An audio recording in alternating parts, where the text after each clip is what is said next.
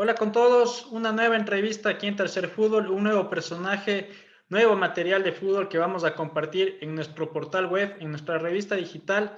En esta ocasión, justo a Sebastián Decker, quien nos acompaña y nos va a presentar también un poco sobre lo que es su trayectoria periodística y también sobre su libro Triunfadores, el cual hace pocas semanas, hace pocos días lo lanzó, lo publicó, lo tenemos aquí justamente al libro. La portada del Profe Célico, los muchachos de esa sub-20 gloriosa ecuatoriana que nos hizo delirar en Polonia sobre todo y en el sudamericano sub-20 que se coronó campeona y que en todo esto Sebastián recoge alrededor o un poco más bien de 400 páginas y que nos va a ir contando. Sebastián, bienvenido a Tercer Fútbol, ¿cómo estás?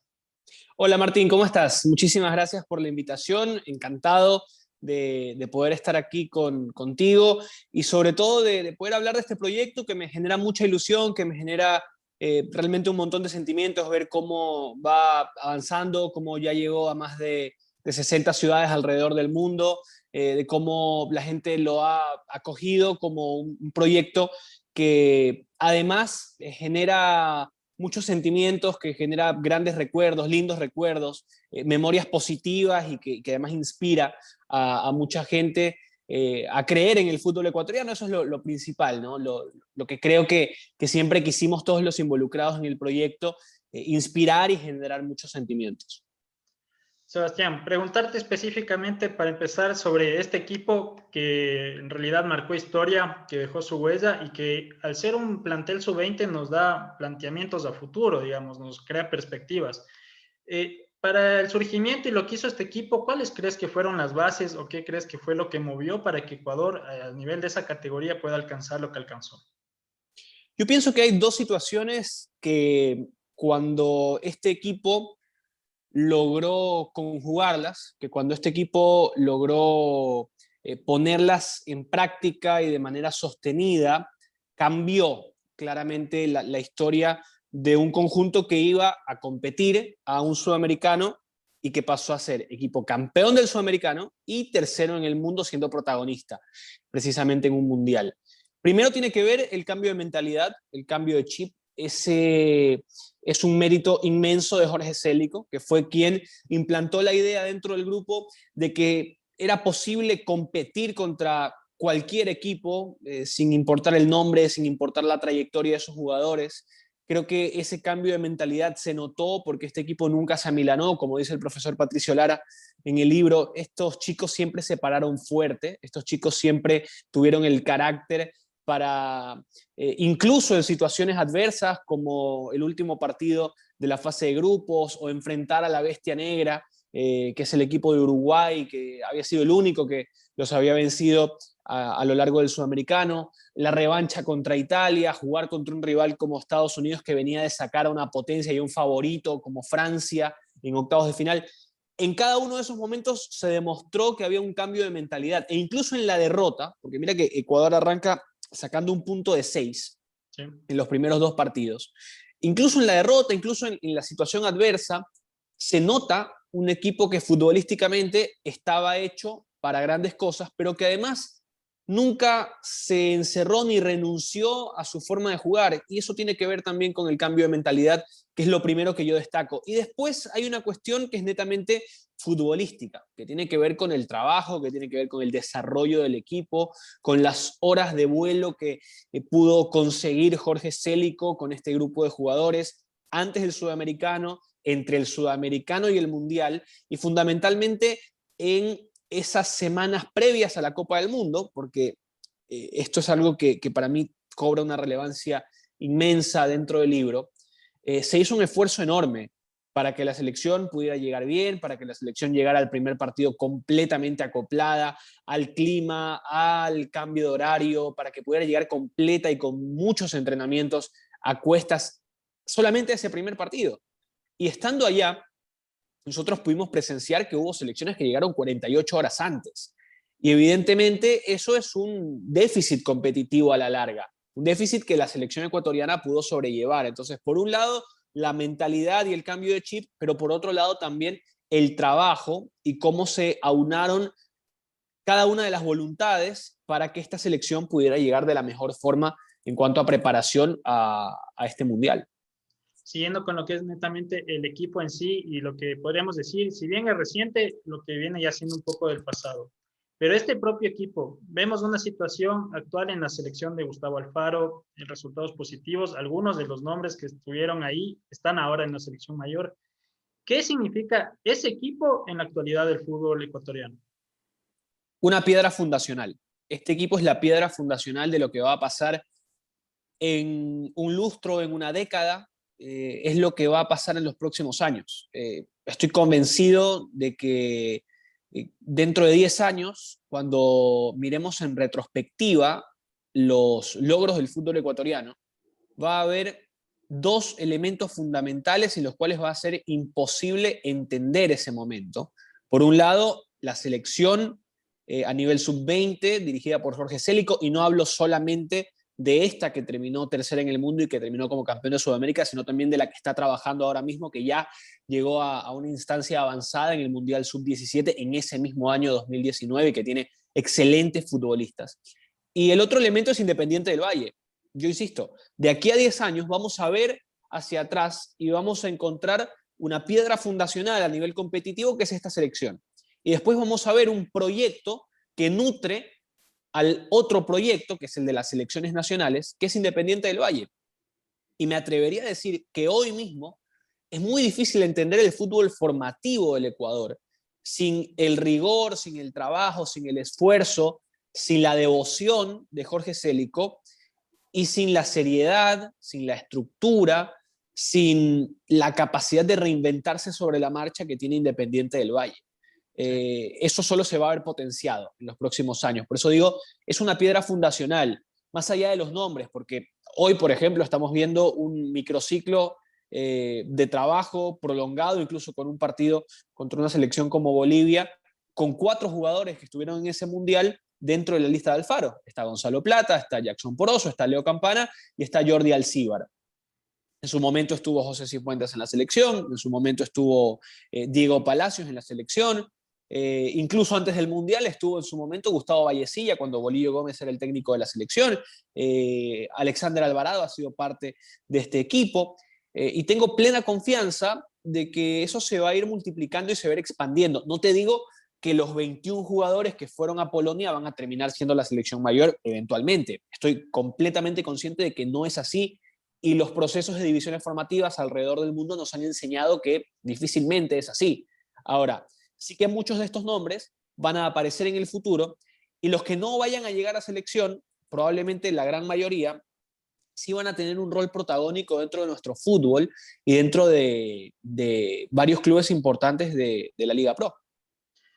Hablando de eso del presente, en lo que respecta al futuro, un poco ya lo introducías, pero quizás más concretamente, atreviéndose incluso un poco a soñar como aficionado del fútbol ecuatoriano, en los próximos 3, 5, quizás 10 años, ¿cómo ves tú a lo que es el contexto de este equipo? ¿Cómo ves a algún jugador en Premier League destacando, en Liga Española? No sé, ¿cómo se te llega a ti el futuro respecto a este equipo? Yo creo que va a ser brillante. Yo creo que el futuro que tiene la selección ecuatoriana es brillante y por lo tanto el futuro que tienen los jugadores que la van a componer a mediano y largo plazo también va en esa línea. Soy un convencido de que esta selección nos va a dar mucho, de que estos jugadores nos van a dar mucho. Tienen que quemarse procesos, por supuesto, tienen que seguir una línea y un camino determinado, claro que sí. Tienen que seguir trabajando, tienen que ganarse un lugar en el fútbol europeo, claro que sí, eso es innegable. Ahora, ver que jugadores como Diego Palacios ya jugó una Liga de Campeones de la CONCACAF y terminó siendo elegido como el mejor jugador joven, eso te anima y eso te proyecta lo que puede llegar a ser. Y ver que José Cifuentes, en plena pandemia, arriba a un club como Los Ángeles Fútbol Club y se gana un puesto con el paso de los meses, termina jugando una final de Conca Champions, lo hace a buen nivel, se gana la confianza de un entrenador de mucha experiencia como Bob Bradley. Eso también te hace pensar la cantidad de jugadores que han salido, Alexander Alvarado, Orlando City, John Jairo Espinosa a Chicago Fire, el caso de Jackson Poroso. Y es más, fuera de esta selección, hablamos de jugadores de las categorías subsiguientes sin entrar a hablar de Moisés Caicedo, que es palabras mayores. Hay futbolistas como Piero Hincapié, que está muy bien en Talleres de Córdoba, como Vite, que ya está jugando y con buenos minutos en Independiente del Valle, en Primera División. Pacho. Hay jugadores que tienen mucho por dar. Hay jugadores que indefectiblemente van a unirse a estos nombres que ya hemos visto destacar a nivel sudamericano y a nivel mundial para configurar una selección que, si uno la mira en la actualidad, y yo hacía este análisis cuando salió la última convocatoria de Alfaro, tiene un promedio de edad muy bajo, un poco más de 26 años solamente en futbolistas de campo, si sacamos a los 3 arqueros, que generalmente también los arqueros son los de mayor edad, en este caso Domínguez y Galíndez por encima de los 30, y me parece que Pedro Ortiz también alrededor de los 30. Si sacamos a los 3 guardametas, nos quedamos con los jugadores de campo, el promedio de edad es apenas superior a los 26 años, sumando los arqueros es apenas superior a los 27. Esto habla de que Ecuador está encontrando un recambio positivo, un recambio favorable para lo que viene, y además tiene una cabeza visible y una cabeza que hace muy bien las cosas, como Gustavo Alfaro, que creo le ha caído como anillo al dedo a la selección. Como para ir cerrando con el tema del equipo en sí, ¿qué significó a nivel de Ecuador, a nivel de fútbol ecuatoriano, o cómo tú lo definirías concretamente a este equipo? Yo creo que la mejor forma, Martín, de definir a este equipo es lo que está plasmado en la portada. En la portada elegimos una frase que creo que pinta de cuerpo entero a este equipo y lo que generó en el país, porque el país por un mes se permitió soñar. No nos olvidemos que el Mundial Sub-20 de Polonia se desarrolló prácticamente un año después del Mundial de Rusia 2018, en el cual no estuvo la selección ecuatoriana.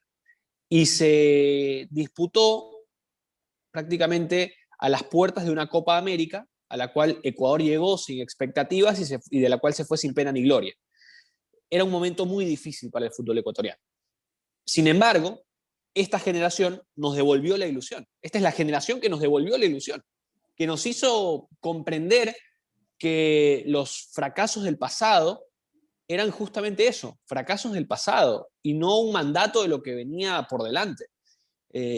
Pienso que muchos de los protagonistas, a nivel dirigencial, a nivel de entrenadores, a nivel de jugadores, entendieron que el pasado tenía que quedar ahí y que no era, como dije antes, un mandato de lo que venía más adelante, sino más bien una motivación para poder mejorar, para elevar el estándar, para que la vara no se quedara allá abajo, sino devolver a Ecuador a los sitiales más importantes que supo ocupar en su momento, porque Ecuador llegó a ser una de las selecciones más respetadas de América Latina. Y a mí me genera mucho orgullo que cuando hoy se habla de Ecuador, se sigue hablando de la selección sub-20, te hablo a nivel internacional, Sí, sí. se sigue llevando la mirada al equipo de Jorge Célico, y sale Independiente del Valle, y sale rápidamente la idea de un equipo con futuro. Eso es lo más importante, saber que es un equipo con futuro y precisamente cuyo porvenir es mejor que el pasado, con lo cual ya hablamos de la ilusión que nos ha generado no solo este equipo, sino los sucesos que se fueron dando con este equipo. Y bueno, este equipo tiene un claro personaje predominante, digamos, que lideró, que llevó a cabo esto. Hace pocas semanas, meses, el Camello Gómez, justamente asistente de Jorge Célico, estaba aquí en Tercer Fútbol, también nos contaba lo que era trabajar con Jorge Célico, trabajar bajo lo que es dejar la vara alta. Y el profe Célico sigue trabajando, sigue al cargo de las formativas de la selección, hay expectativas, obviamente. ¿Qué significa Jorge Célico para el fútbol ecuatoriano? Significa un punto de inflexión. Jorge Célico es un punto de inflexión, pero a la vez es un eslabón más de una línea temporal ineludible para entender la actualidad del fútbol ecuatoriano. Yo trazo siempre una línea temporal que arranca con Dusan Draskovic en principios de los 90, que continúa con Francisco Maturana, que tiene tal vez uno de los puntos más altos con Bolillo Gómez en la primera clasificación de una Copa del Mundo, que después se mejora todavía con Luis Fernando Suárez en Alemania 2006, que después pasa por un momento de transición hasta llegar a Reinaldo Rueda y lo que fue Brasil 2014, con orgullos y decepciones incluidas. Y después de Reinaldo Rueda hay un elemento sin el cual no se puede entender, insisto, el fútbol ecuatoriano de la actualidad. Ese elemento es Jorge Célico. Es su trabajo, es su cuerpo técnico, no es solamente Célico, así como en su momento no era solamente Bolillo Gómez, no era Suárez, sino también los que estuvieron con ellos. En este caso, es Jorge Célico de la mano de Patricio Lara, de la mano de Diego Cubi, de la mano de Gregory Calderón, de Mauricio Toapanta y todos quienes fueron formando a este equipo. ¿Y por qué lo digo? Porque 20 años antes del Mundial de Polonia, Ecuador no sabía lo que era estar en un Mundial Sub-20. Y 20 años antes del Mundial Sub-20 de Polonia, Ecuador no sabía tampoco lo que era estar en un Mundial de mayores. Con lo cual, colgarse del pecho una medalla de un Mundial de la FIFA es algo que marca un antes y un después. Es algo que parte aguas.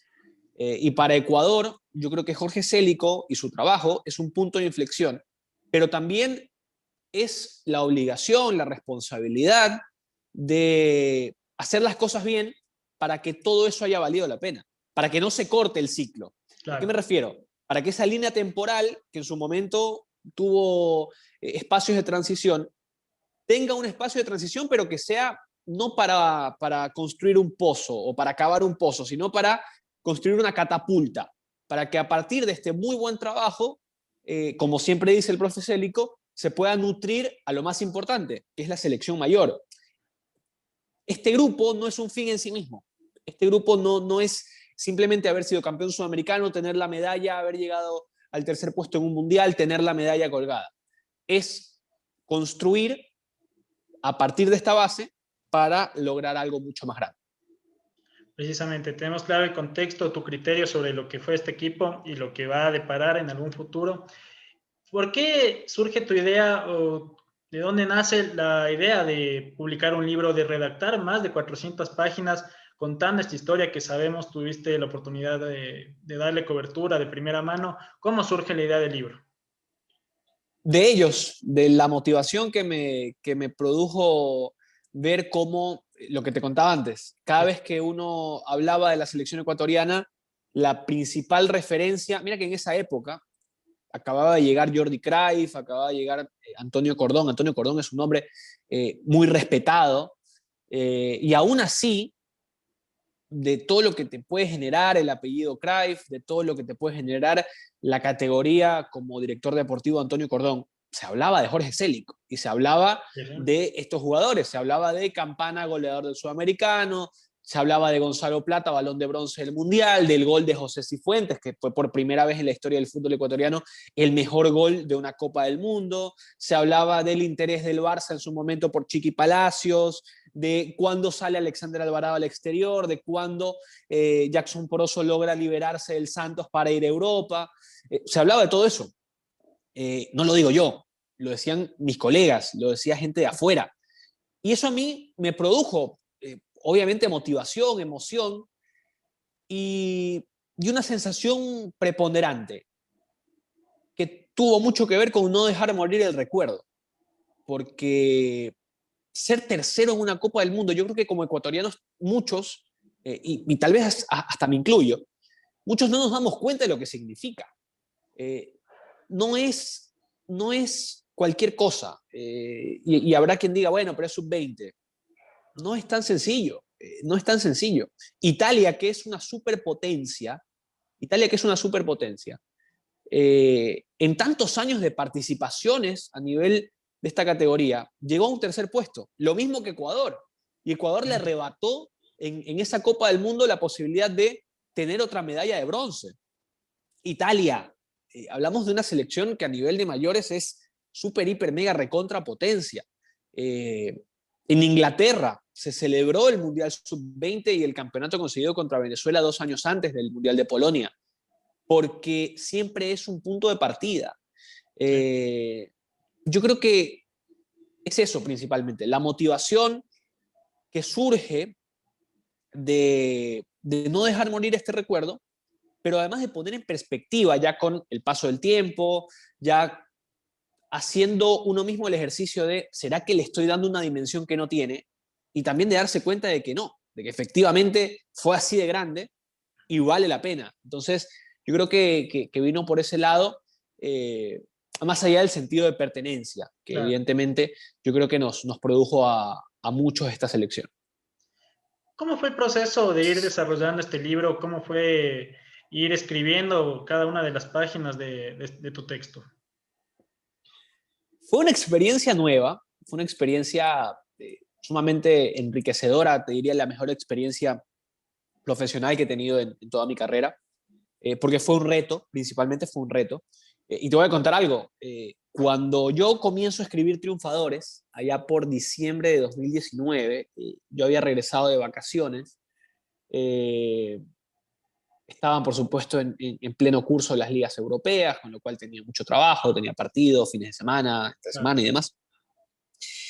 Y comienzo a escribir y lo dejo 2 días. Y vuelvo a escribir unas cuantas líneas más y lo dejo 3 días.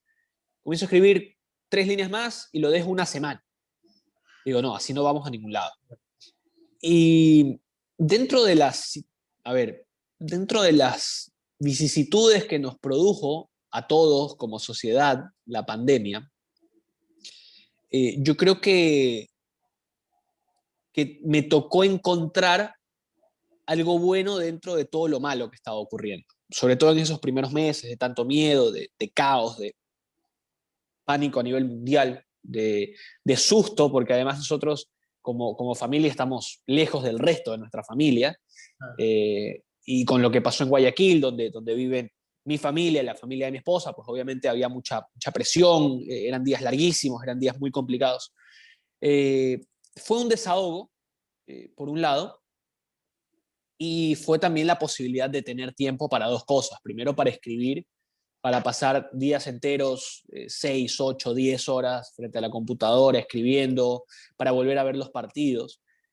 Y sustancialmente, muy especialmente, para contactarme con los protagonistas, para levantar el teléfono y pedirles media hora, que terminaron siendo 1 hora o 2 horas con algunos de ellos, para transcribir esas entrevistas, para volver a preguntar, para decir, mira, esto no me quedó muy claro, para cubrir todo, porque en el libro hay no solamente testimonio eh, de 2020, o sea, el punto de vista de 2020, sino también hay mucho del material que se hizo en el momento del Mundial, entrevistas, zonas mixtas, ruedas de prensa, hay mucho recogido en el libro. Eh, y todo eso, obviamente, con el contexto de diciembre de 2019, con partidos en el canal, con programas todos los días, era imposible. Claro. Así que yo también creo, hago un merecido tributo a todas las víctimas, porque yo creo que todos hemos sido víctimas del COVID-19 y de esta pandemia. Hago un tributo dedicándole el libro a todas las víctimas, tanto a las personas que ya no están con nosotros, como a quienes han sufrido la pérdida de alguien, quienes han tenido la enfermedad, quienes han tenido a alguien cercano con la enfermedad y obviamente todo lo que esto provoca en el seno de cada una de las familias. Eh, Creo que eso también me sensibilizó mucho y me hizo como autor ver las cosas de una manera mucho más profunda. Genial, la verdad. De este proceso, de este mundial que tú tuviste la oportunidad de verlo de cerca, de vivirlo, ¿con qué momento tú te quedas de todo lo que ha sido este proceso? Hay un momento que yo no me voy a olvidar nunca en mi vida. Hay un momento que la verdad para mí es algo que me voy a llevar a la tumba, que le voy a contar a mis hijos, a mis nietos, y que espero algún día mis nietos se lo cuenten a los suyos. Y es eh, la ocasión tan especial, tan única, tan satisfactoria, tan feliz de estar en la cancha, a nivel de cancha, cuando Italia le hace el pasillo a Ecuador. Cuando Italia, con Paolo Nicolato a la cabeza, con jugadores que incluso varios de ellos ya estaban actuando en primera división, hoy algunos incluso son parte importante de equipos de la Serie A, caso de Escamaca, de Pinamonti. Eh, ver cómo esos jugadores, con la camiseta de una potencia, con la camiseta de una selección tan importante, con tanta jerarquía y tanta historia como Italia, ver que ellos le hacen un pasillo de honor a Ecuador, estar ahí presenciándolo, fue algo fantástico. Y como yo lo cuento en el libro, hubo un poco de todo, porque fue una explosión para los sentidos. Era estar viendo eso, sentir todas esas emociones, y además llega un punto en el cual yo digo, más allá de una cuestión política que se puede haber generado en los últimos meses, hay una canción que a nosotros como ecuatorianos creo que nos refleja mucho de nuestra idiosincrasia, de nuestra cultura, que es Yo nací aquí, de Juan Fernando Velasco. La verdad nunca llegué al por qué, pero la FIFA decidió colocar por los altavoces del estadio esa canción cuando todo esto estaba ocurriendo. Entonces, esa explosión de sentidos generó emociones que créeme, para mí son inolvidables y la verdad, a uno un poco lo corren del eje, ¿no? Del periodista y lo llevan a una dimensión diferente. Bueno, para ir cerrando, como lo decía al inicio, justamente aquí tengo el libro, vemos la portada y ahí me cabe una pregunta más. ¿De dónde surge la idea de la portada? ¿Por qué todos los jugadores de Profe Célico ahí en la portada? Realmente, Martín, hubiese sido sencillo entre comillas, porque en el proceso de edición de un libro creo que no hay nada sencillo y en eso sí tengo que ser muy agradecido con todo el equipo que ha estado conmigo, todas las personas que me han apoyado, desde la gente de Edino, que es el sello editorial, DirecTV, Gulf, que han patrocinado este proyecto, y dos personas muy especiales también que tienen que ver netamente con la portada. Una de esas personas es mi esposa. Nosotros somos fanáticos del universo Marvel, somos fanáticos de Avengers, y para nosotros hubiese sido muy sencillo poner una foto de la selección, una foto determinada, comprar los derechos y listo. Eh, pero hicimos realidad este sueño de la portada, que a mí me encanta, cada vez que la veo realmente a mí me gusta más. Este sueño de expresar, casi como si fueran superhéroes, casi como si fueran personajes míticos y legendarios a estos jugadores y al profesor Célico. Esto lo hace realidad Martín Manrupe, un diseñador argentino, muy amigo mío, con quien nos sentamos a reproducir lo que ya habíamos hecho antes, porque antes habíamos intentado para nuestro programa en DirecTV Sports, para Fútbol Total, habíamos hecho portadas con el Fútbol Club Barcelona y ese mismo tema de Avengers en dos ocasiones. Y dijimos, queremos hacer algo así. Queremos hacer algo así y queremos proyectar fuerza, queremos proyectar energía, e incluso el título, Triunfadores, parte de la portada. Un poco del título viene de la inspiración de la portada. El título al principio del libro, allá en diciembre de 2019, era largo, era malo, no captaba, no pegaba por ningún lado. Y lo tengo que asumir también, pero en cuanto aparece Triunfadores, se da por la portada, se da por la idea de la portada. El ir sumando jugadores, el ir sumando momentos, el ir encontrando también, porque en este tema de los derechos obviamente había mucho por poder solucionar para obtener esta portada. Y Martín realmente hizo un trabajo excepcional, hizo un trabajo extraordinario, y creo que es una portada que impacta mucho y que a mí me gusta, a mí me encanta, la verdad, la portada y el título como tal, el poder tener ese juego de palabras, de y la palabra triunfadores. Esto yo lo contaba ayer también y decía, se nos ha hecho creer a nosotros, los que venimos de países en vías de desarrollo, los que no estamos en el primer mundo del fútbol, que la gloria, que el triunfo como tal es algo excepcional, que está completamente elegido para unos cuantos. Y no es así, porque con trabajo, con esfuerzo, con paciencia, con dedicación, con disciplina, con carácter, con talento, se puede llegar al triunfo. Y el triunfo no es solamente llegar y levantar una copa. El triunfo es, por ejemplo, generar sentido de pertenencia en tus coterráneos, que es lo que hizo esta selección.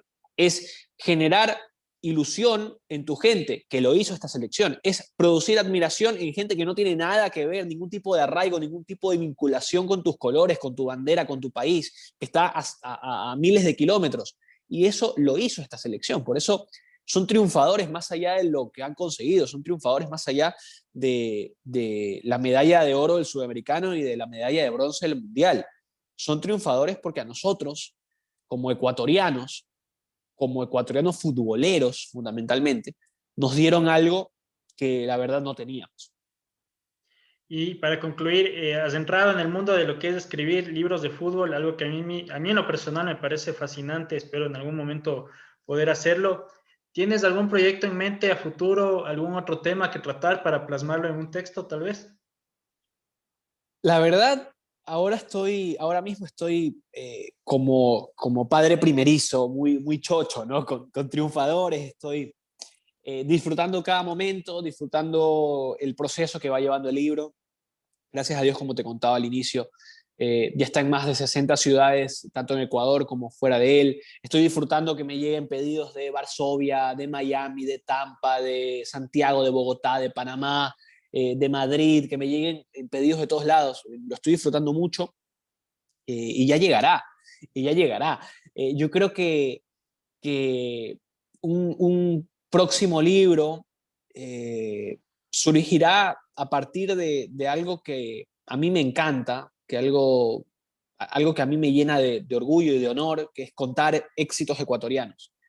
Y ten por seguro, Martín, que si me toca estar otra vez acompañando a una selección o a un deportista ecuatoriano que logre grandes cosas y que tenga una historia con tanta impronta, con tanta personalidad propia como este equipo, será un orgullo y un honor volver a sentarme a escribir 8 o 10 horas diarias para poder reflejar todo esto en una obra. Bueno, Sebastián Decker en Tercer Fútbol, te agradezco bastante, Sebastián, y nuevamente te felicito por tu libro y un saludo para quienes nos miran, quienes nos leen en Tercer Fútbol. Martín, muchísimas gracias por tu invitación. Un abrazo grande para todos los que componen Tercer Fútbol, para todos quienes consumen este proyecto, este emprendimiento que me contabas tiene ya 4 años y al cual le deseo los mayores éxitos porque la verdad se lo merecen muchísimo. Muchas gracias, Sebastián. Un abrazo, cuídate. Un abrazo grande, Martín.